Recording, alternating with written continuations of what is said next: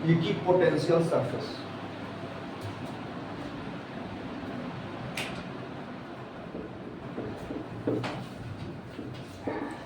Potential surface, equipotential surface. आज बहुत important topic discuss कर रहे हैं, इक्विपोटेंशियल सरफेस। इक्विपोटेंशियल सरफेस का मतलब है वैसा सरफेस जिस सरफेस पे एवरी पॉइंट पोटेंशियल क्या हो, सेम हो, उसको कहें इक्विपोटेंशियल। इक्वी माने होता है इक्वल, इक्वी माने क्या होता है इक्वल, इक्वल। पोटेंशियल माने क्या हो गया, समान, पोटेंशियल नहीं। तो वैसा सरफेस जहां पोटेंशियल हर जगह क्या हो, एक जैसा हो, समान हो, उसको कहेंगे इक्विपोटेंशियल सरफेस। समझ गया?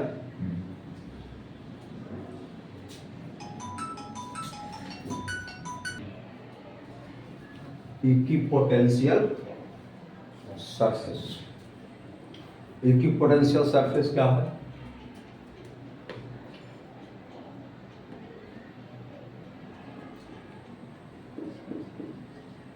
The surface contain equal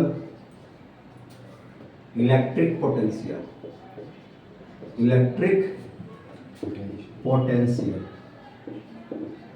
at every points is called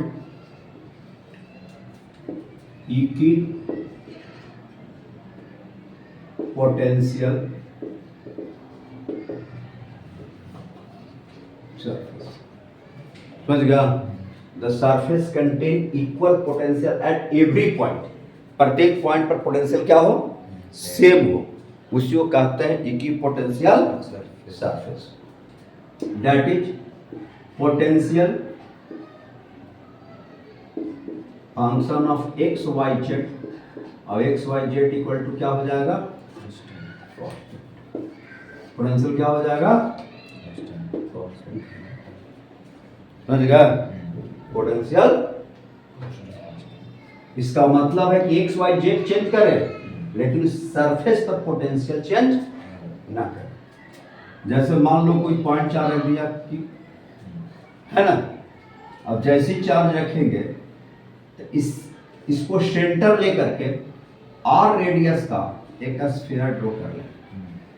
इस सरफेस पर कहीं भी जाएंगे तो इस स्फेरिकल सरफेस पर पोटेंशियल हर जगह क्या होगा, सेम होगा। कितना होगा, potential at distance R point charge, क्या पड़ा formula, potential at distance R due to point charge k by r। Force में हो जाएगा r स्क्वायर, इलेक्ट्रिक इंटेंसिटी में r स्क्वायर, पोटेंशियल में k by r। और a जो है कहीं भी जाएंगे तो r तो कांस्टेंट रहेगा नहीं, इस सरफेस पर कहीं भी अगर मूव करेंगे तो r क्या रहेगा, फिक्स्ड रहेगा। r फिक्स्ड रहेगा तो पोटेंशियल क्या रहेगा, सेम रहेगा, फिक्स्ड रहेगा। समझ गया? तो ये कहलाएगा तुम्हारा equipotential surface, equipotential surface.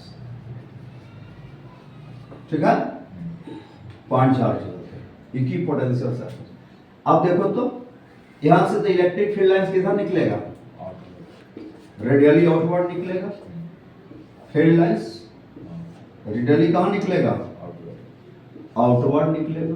Field lines radially outward निकलेगा, फील्ड लाइंस रेडियली आउटवर्ड निकलेगा, रेडियली आउटवर्ड निकलेगा, रेडियली। अब ये बताओ तो फील्ड लाइंस जो है वह कितना एंगल बना रहा है इक्विपोटेंशियल सरफेस से, देखो तो रेडियली आउटवर्ड निकलेगा, कितना बनेगा, 90 डिग्री। तो electric field lines equipotential surface से हमेशा क्या कोण बनाता है, 90 डिग्री का कोण बनाता है। कितना, 90 डिग्री। ये इलेक्ट्रिक फील्ड लाइंस ऑलवेज जो है ये क्या है, इलेक्ट्रिक फील्ड लाइंस है, इलेक्ट्रिक फील्ड लाइंस है जो इक्विपोटेंशियल सरफेस से 90 डिग्री कोण बनाता है। सुने पर लिखो, सब लिखा दें कंसेप्ट में। इलेक्ट्रिक फील्ड लाइंस हमेशा इक्विपोटेंशियल सरफेस से 90 डिग्री कोण बनाता है। समझ गया? अब देखो चार्ज यहां रखे थे ना, जैसे इतना प्लस क्यू, तो एक ही पोटेंशियल सरफेस हो गया जिसका रेडियस R1, एक ही पोटेंशियल दूसरा सरफेस हो गया रेडियस R2, एक ही पोटेंशियल सरफेस तीसरा हो गया जिसका रेडियस क्या हो गया R3। अब जो है ना ये रेडियली कहाँ निकल रहा है, आउटवर्ड निकल रहा है, रेडियली आउटवर्ड। ये 3 इक्विपोटेंशियल सरफेस है। कितना सरफेस है? 3 equipotential surface. Electric field lines जो है रेडियली कहाँ निकल रहा है, आउटवर्ड निकल रहा है। Electric field lines equipotential surface, सारा इक्विपोटेंशियल सरफेस है। कितना डिग्री कोण बनाएगा? लिखा लेगा 90 डिग्री कोण। ऑल इक्विपोटेंशियल सरफेस से 90 डिग्री कोण बनाएगा। मेरा इक्विपोटेंशियल सरफेस ये 90 डिग्री कोण बनाएगा। समझ गया? अब देखो इस सरफेस का पोटेंशियल क्या, इसका रेडियस R1 है ना, इस सरफेस का पोटेंशियल कितना होगा, रेडियस तुम्हारा R1, ये सरफेस का रेडियस क्या है R1 है। तो पोटेंशियल इस सरफेस पोटेंशियल हो गया V1, इसका हो गया V2 और इसका हो गया तो V1 बराबर KQ/R1, V2 बराबर क्या लिखेंगे KQ/R2, V3 बराबर क्या लिखेंगे KQ/R3। जैसे जैसे हम दूर जाएंगे पोटेंशियल घटते चला जाएगा। हेयर पोटेंशियल किसको फॉलो कर रहा है, इनवर्स लॉ को। इसका मतलब है V1 सबसे R1 सबसे कम है तो V1 सबसे ज्यादा होगा, V2 सबसे कम का होगा V3। नहीं, जैसे हम इलेक्ट्रिक फील्ड के डायरेक्शन में जाएंगे पोटेंशियल घटता चला जाएगा। नहीं देखो इलेक्ट्रिक फील्ड का समझा रहा है ना, इलेक्ट्रिक फील्ड का फील्ड लाइंस के डायरेक्शन जा रहा है, जिसमें इलेक्ट्रिक फील्ड के डायरेक्शन जा रहा है। फील्ड लाइंस के डायरेक्शन मतलब क्या है, इलेक्ट्रिक फील्ड के डायरेक्शन में जा रहा है। इलेक्ट्रिक फील्ड के डायरेक्शन में जा रहे हैं तो पोटेंशियल क्या हो रहा है, घट रहा है। तो याद रखो फील्ड के डायरेक्शन, इलेक्ट्रिक फील्ड डायरेक्शन में जब चलेंगे तो पोटेंशियल क्या होगा, घटेगा। अब पोटेंशियल गुना चार्ज होता है पोटेंशियल एनर्जी। इसका मतलब फील्ड के डायरेक्शन में जब चलोगे, इलेक्ट्रिक फील्ड डायरेक्शन में चलोगे तो चार्ज का पोटेंशियल एनर्जी क्या होगा, घटेगा। बशर्ते पॉजिटिव चार्ज होना चाहिए। पॉजिटिव चार्ज का पोटेंशियल एनर्जी क्या होगा, घटेगा। लेकिन निगेटिव चार्ज जब रहेगा तो उसका पोटेंशियल एनर्जी बढ़ेगा। समझ गया? क्योंकि जैसे दूर जाएंगे वैसे वैसे वो वैल्यू निगेटिव में घटना का मतलब बढ़ना। समझ गया? निगेटिव चार्ज रहेगा, निगेटिव चार्ज को अगर फील्ड के डायरेक्शन में ले जा रहे हैं तो पोटेंशियल एनर्जी उसका बढ़ेगा। लेकिन पॉजिटिव चार्ज को ले जाएंगे तो उसका पोटेंशियल एनर्जी घटेगा। समझ गया? तो यहाँ पर अच्छा दूसरी बात है, इलेक्ट्रिक फील्ड का डायरेक्शन देख रहा है हाई पोटेंशियल से लो पोटेंशियल। हाई पोटेंशियल से जैसे जा रहे हैं फील्ड का डायरेक्शन पोटेंशियल घट रहा है, इलेक्ट्रिक फील्ड का डायरेक्शन किधर की तरफ है, घटता पोटेंशियल में है। मैंने हाई से लो, हाई से लो, और आगे जाएंगे तो ये हाई होगा, आगे लो होगा, फिर आगे जाएंगे तो ये हाई होगा, लो होगा। यानी इलेक्ट्रिक फील्ड का डायरेक्शन हाई पोटेंशियल से लो पोटेंशियल की तरफ होगा। समझ गया? तो सबसे पहले यहाँ से कंसेप्ट, कंसेप्ट में क्या क्या आ गया, इस कंसेप्ट को समझेंगे पहले।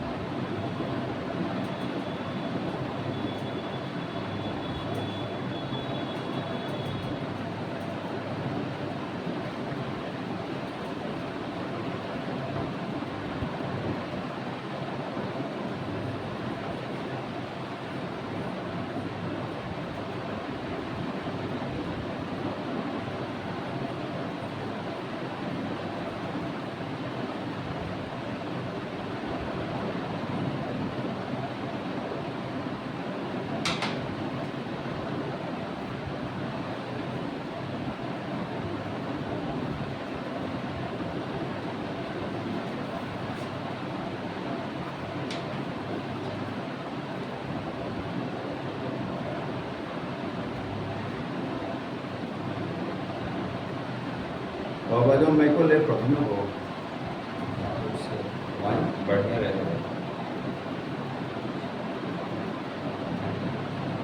लेते हैं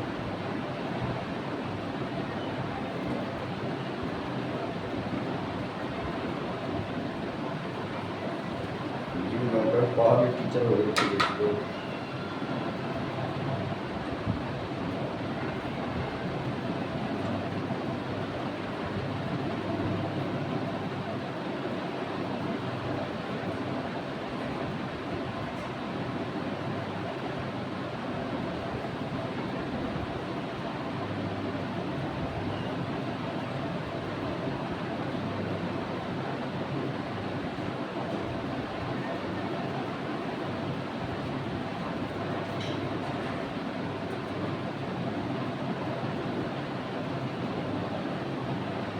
हो गया।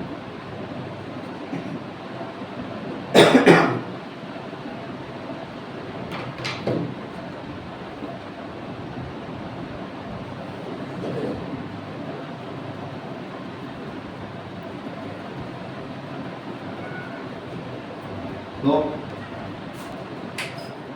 जहां से कंसेप्ट क्या आ गया, पहला कंसेप्ट आया electric field lines and equipotential surface always intersect at angle 90 degree.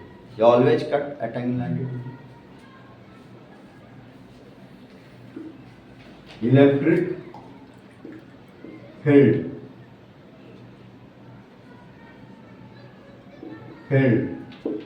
lines जब लिख लिया था lines are always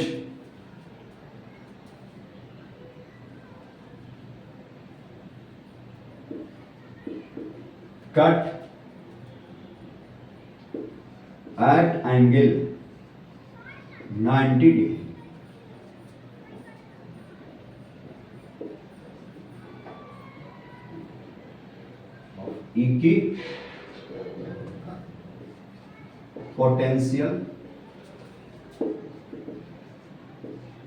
Equipotential surface.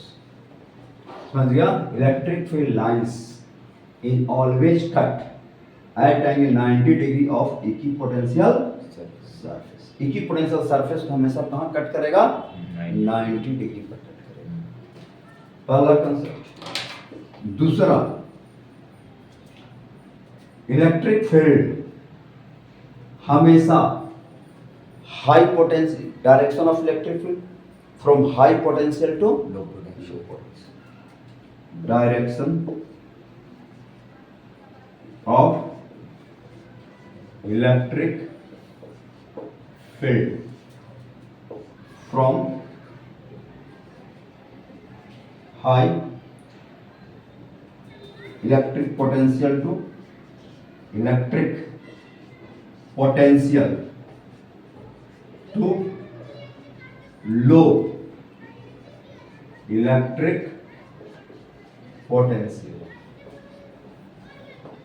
Low electric समझ गया?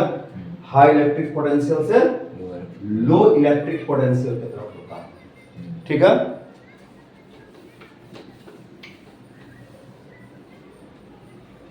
इलेक्ट्रिक फील्ड डायरेक्शन किधर से होगा? हाई से लो की तरफ।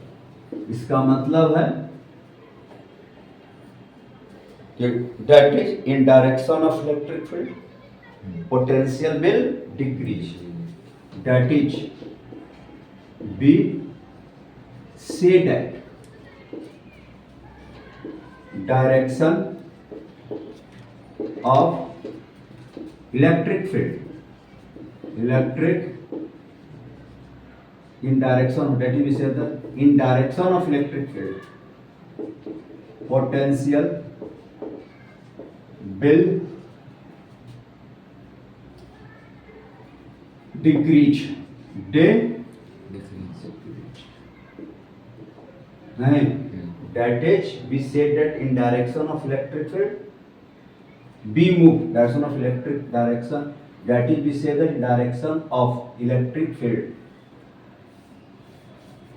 be moved, then electric potential will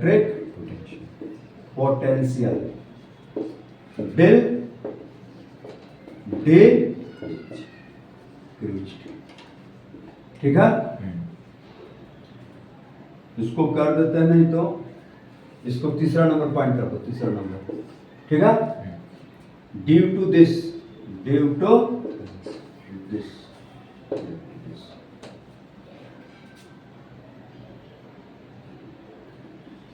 any positive point charge is moving in direction of electric field, then potential energy will potential घट रहा है तो चार्ज गुना पोटेंशियल एनर्जी होता है। पोटेंशियल एनर्जी क्या कर जाएगा, कंसेप्ट में। हाँ, positive charge is moving in direction of electric field, then potential energy will decrease. Energy will decrease. But negative point charge will move in direction of electric field,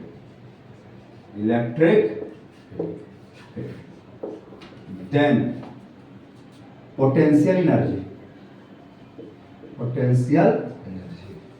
energy will increase.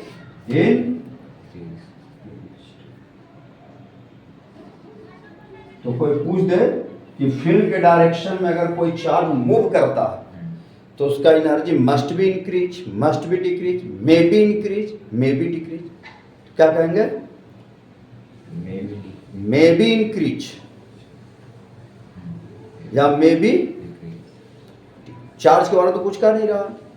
अगर positive charge रहेगा तो potential energy उसका क्या होगा, decrease करेगा, समझ गया। Negative charge रहेगा तो पोटेंशियल एनर्जी बढ़ेगा, समझ रहा है। तो कह सकते हैं may be charge particle is moving in direction of electric field, potential energy must be increase, गलत हो जाएगा, मस्ट बी डिक्रीज, गलत हो जाएगा, मे इंक्रीज, सही हो जाएगा, मे डिक्रीज, ये भी सही हो जाएगा। इंक्रीज भी कर सकते, चार्ज वाला नहीं कर रहा। हाँ, पॉजिटिव चार्ज अगर कह देता तो मस्ट बी क्या हो जाएगा, फील्ड डायरेक्शन जा रहा है ना, डिक्रीज हो जाता, समझ गया। इसलिए ठीक से क्वेश्चन को रीड करना। चलिए चौथा concept, two equipotential surface never cut each other. दो इक्विपोटेंशियल सरफेस दूसरे को कभी कट नहीं करेगा। 4 number, two equipotential surface H never cut each, कभी दूसरे को कट नहीं करेगा, नेवर कट ईच अदर, कभी दूसरे को कट नहीं कर सकता, समझ गया। हाँ। 5वां,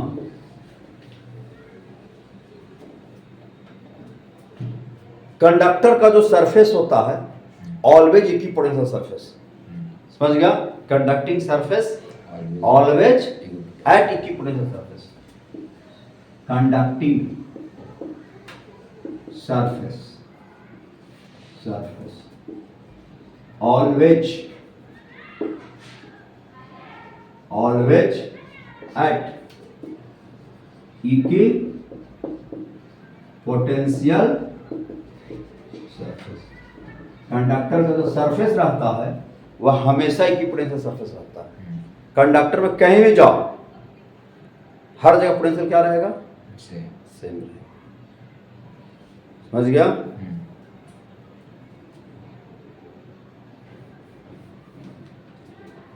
छठा, अगर आप इक्विपोटेंशियल सरफेस के लॉन्ग मूव करोगे तो work done by field zero. Potential work वाला क्या होता है? चार्ज गुना initial potential minus final potential. Work done by field क्या पढ़ा है? Work done by field force charge गुना initial potential minus work done by agent पढ़ा, charge Guna final potential minus.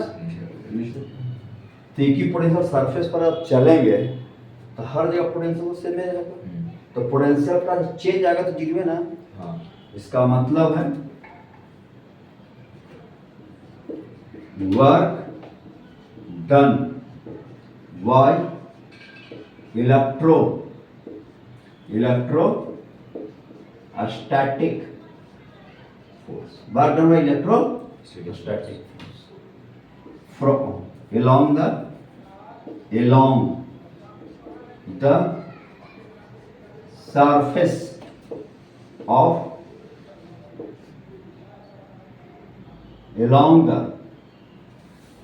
along the equipotential surface is equal to zero. समझ गया? क्या होगा? Zero होगा। Work done by electrostatic force along the equipotential surface क्या हो जाएगा? जीरो। क्यों? क्योंकि सरफेस के अलोंग चलेंगे तो हर जगह पोटेंशियल तो सेम ही रहेगा। तो पोटेंशियल सेम रहेगा। जैसे मान लो यह कोई चार्ज यहाँ रख दिए, चाहे हम यहां से यहां जाए पोटेंशियल क्या रहेगा? सेम। नहीं, जो पोटेंशियल है वही पोटेंशियल यहां, तो पोटेंशियल का डिफरेंस जीरो हो गया। मान लो P1 पॉइंट है P2 पॉइंट, तो VP1 माइनस VP2 क्या होगा? जीरो होगा। पोटेंशियल तो सेम ही रहेगा दोनों जगह। ये भी डिस्टेंस आर, ये भी डिस्टेंस आर, तो वर्क क्या हो जाएगा? Work done by field equal to zero. समझ गया?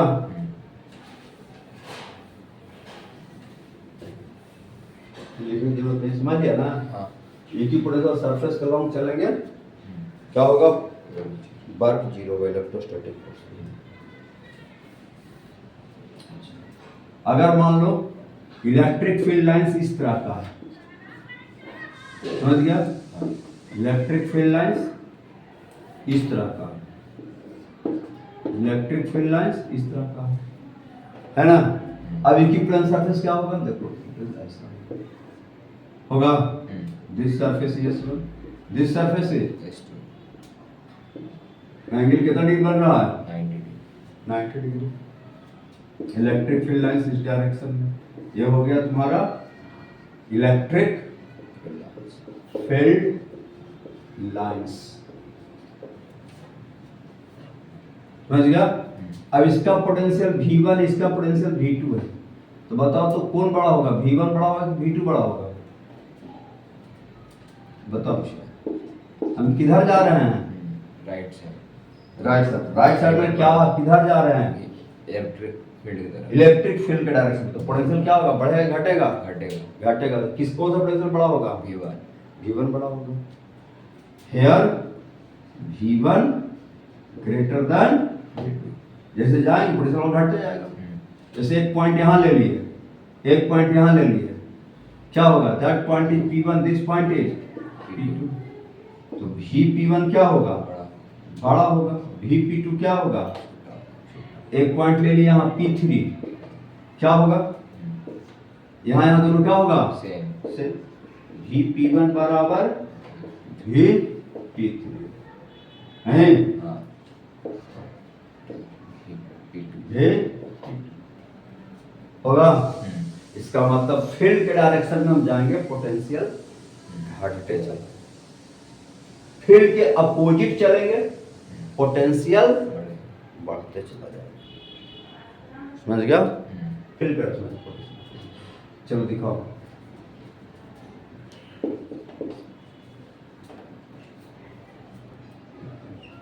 कितना डिफॉर्म बनाएगा?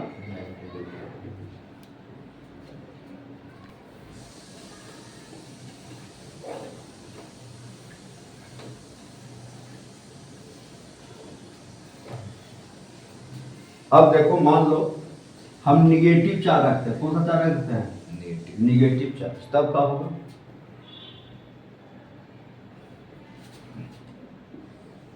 इसको सेंटर मान लिए, R1 रेडियस का। इसको सेंटर मान लिए, R2 रेडियस का। इसको सेंटर मान करके फिर एक सरफेस ड्रॉ कर लिया, किस रेडियस का? R3 रेडियस का।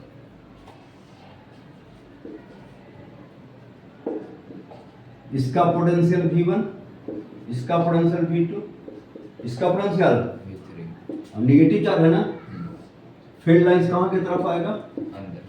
अंदर की तरफ फील्ड लाइंस आएगा।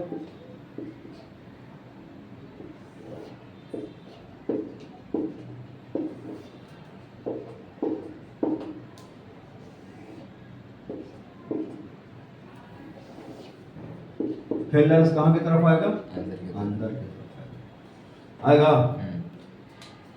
ये हो गया इलेक्ट्रिक फील्ड लाइंस। हमेशा इक्विपोटेंशियल सरफेस के लिए कौन बनाएगा?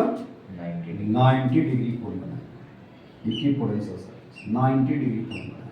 फील्ड लाइंस अंदर की तरफ जा रहा है। इलेक्ट्रिक फील्ड का डायरेक्शन हाई पोटेंशियल से लो पोटेंशियल। इस बार हाई पोटेंशियल कौन होगा? बाहर वाला V3 होगा। पोटेंशियल क्या लिखेंगे? V1 बराबर माइनस नीचे जाएगा ना, KQ/R1। V2 बराबर माइनस KQ/R2। V3 बराबर माइनस KQ/R3। सबसे कम पोटेंशियल यहाँ, हेयर सबसे ज्यादा पोटेंशियल, न्यूमेरिकली सबसे कम, तो वैल्यू सबसे ज्यादा होगा ना। तो V3 V2 सबसे कम कौन है? Electric field lines high potential से हाई से लो, हाई से लो। समझ गया? अब इसी इलेक्ट्रिक फील्ड डायरेक्शन में कोई पॉजिटिव चार्ज को ले जाएंगे, पॉजिटिव चार्ज को ले जाएंगे। इलेक्ट्रिक फील्ड डायरेक्शन में जाएंगे, पॉजिटिव चार्ज को ले जाएंगे, तो उसका पोटेंशियल एनर्जी क्या होगा? घटेगा। घटेगा ना। इलेक्ट्रिक फील्ड डायरेक्शन में जा रहा है, पोटेंशियल घटा, पोटेंशियल एनर्जी घटेगा ना।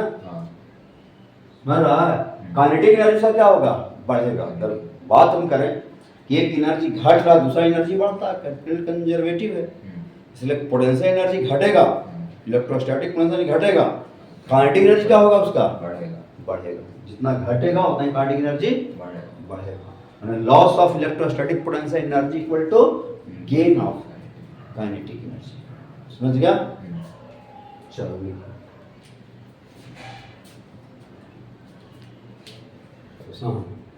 तो समझ गया?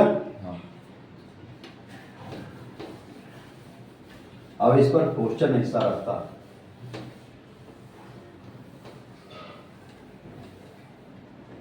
क्वेश्चन ऐसा है, इधर एक्स एक्सिस दिया है, इधर क्या दिया हुआ है? वाई एक्सिस दिया हुआ है।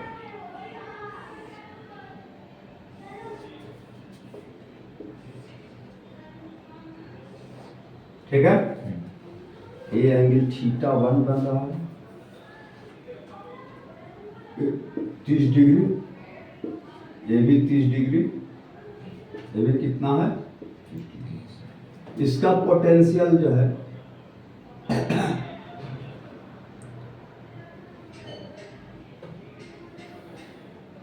बीस 20 वोल्ट है, 30 वोल्ट है, 40 वोल्ट है। यहाँ से इसका डिस्टेंस जो है 20 सेंटीमीटर है, 10 सेंटीमीटर है, 20 सेंटीमीटर है, 30 सेंटीमीटर। समझ गया? ये इक्विपोटेंशियल सरफेस है। इक्विपोटेंशियल सरफेस, जहां भी जाए पोटेंशियल हम में हर जगह 30 वोल्ट आएगा। इक्विपोटेंशियल सरफेस हर जगह पोटेंशियल कितना आएगा? 40। कहता find magnitude and direction of electric field. Electric field as from given figure। समझ गया? चलो लिख लो क्वेश्चन।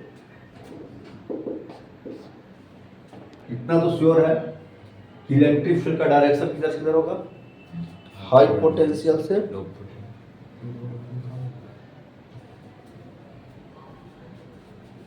हाई पोटेंशियल है। देखो कैसे होगा, इधर होगा ये भी 90, ये भी 90 होगा। ऐसे होगा, होगा ऐसे। हाई पोटेंशियल से लो पोटेंशियल। Low potential. इसका मतलब है एक्स एक्सिस से कितना न्यूटन आएगा? अरे 90 हुआ, अभी 30 हुआ था, पता नहीं चल रहा है क्या डिग्री? 120। यहाँ से 90 है ना जी, हाँ। अभी 30 है तो कितना एंगल बन गया? 120। 120। यहाँ भी देखो 30 है, 90 है तो कितना बन जाएगा? 120। इसका मतलब है कि इलेक्ट्रिक फील्ड का डायरेक्शन किधर से किधर होगा? 120 डिग्री एंगल पे होगा, एक पॉजिटिव एक्स एक्सिस। अच्छा, मैग्नीट्यूड कितना होगा? मैग्नीट्यूड निकालना है ना। तो अगर हम इस सरफेस से इस सरफेस तक जाएंगे तो क्या पढ़े? Work done by field force बराबर चार्ज गुना initial potential minus final potential. तो यहाँ से इस सरफेस जा रहे हैं तो work done by field force, मान लो क्यू चार्ज ले जा रहे हैं तो क्यू बराबर बोलो इनिशियल पोटेंशियल कितना? 30 वोल्ट माइनस बराबर कितना हो गया? 10 गुना क्यू हो गया। अब हम इसको किसके टर्म, इलेक्ट्रिक फील्ड के टर्म लिख दें। अगर चार्ज को अगर यहाँ से यहाँ ले जाएंगे, इस सरफेस ले जाएंगे तो डिस्प्लेसमेंट इधर की तरफ होगा। होगा डिस्प्लेसमेंट इधर होगा, जबकि फोर्स किधर लगेगा? पॉजिटिव इलेक्ट्रिक फील्ड के डायरेक्शन में फोर्स लगेगा इलेक्ट्रोस्टैटिक फोर्स इस डायरेक्शन में। एंगल कितना बनेगा? 120 है, एंगल कितना बन जाएगा? यहाँ से 120 ना है 60। इस 60 बन जाएगा। एंगल कितना बन जाएगा? 60 डिग्री का एंगल बन जाएगा। वह 60 का तो फोर्स इधर, डिस्प्लेसमेंट इधर, तो वर्क डन बाय फील्ड क्या लिख सकते हैं? Work done field force Q force हो गया इनटू डिस्प्लेसमेंट हो गया और cos 60 हो गया। यहाँ से यहाँ गया डिस्प्लेसमेंट इधर, फोर्स इलेक्ट्रिक डायरेक्शन में बराबर चार्ज गुना क्या होगा? ना 10 तो Q से Q डिस्प्लेसमेंट यहाँ से हम जाएंगे तो कितना? 10 सेंटीमीटर। और यहाँ से हम 20, यहाँ से हम 10, यहाँ से 10 सेंटीमीटर ना। 10 टू द पावर बराबर 10 से 10 कट गया। E बराबर क्या हो जाएगा? 200 वोल्ट पर मीटर या न्यूटन पर हो जाएगा। तरीका फॉलो किया। चलिए चेंज होगा,